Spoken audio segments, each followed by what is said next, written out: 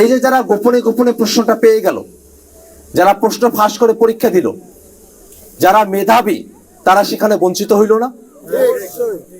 তাহলে যারা প্রশ্ন কিনতে পারলো, টাকা পয়সা খরচ করতে পারলো, এরা এই প্রাইমারি পরীক্ষাটাতে এরা টিচার হয়ে যদি আসে, তাহলে আমাদের ছেলে মেয়েদেরকে তারা শেখাবে কি?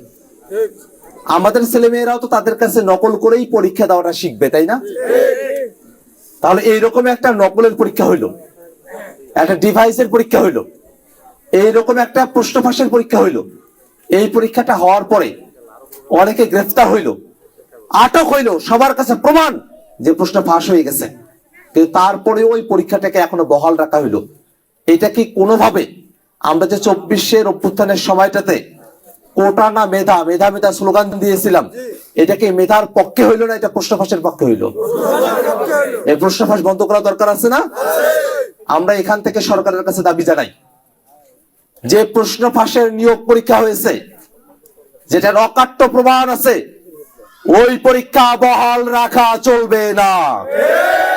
ওই পরীক্ষা বাতিল করে যারা প্রশ্ন ফাঁসের সাথে জড়িত ছিল তাদের প্রত্যেককে আইনের আওতায় নিয়ে আসতে হবে এবং প্রশ্ন ফাঁস মুক্ত, দুর্নীতি মুক্ত, নকল মুক্ত, সত্যিকার মেধাবী শিক্ষক যাচাইয়ের মতো করে নতুন করে আবার নিয়োগ পরীক্ষা দিতে হবে।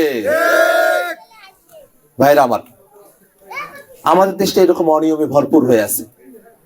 এই অনিয়মে ভরপুর থাকার কারণে আমরা আমাদের দেশটাকে নিয়ে আগাইতে পারিনি। এই যে আমরা আমাদের দেশটাকে নিয়ে আগাইতে পারলাম না,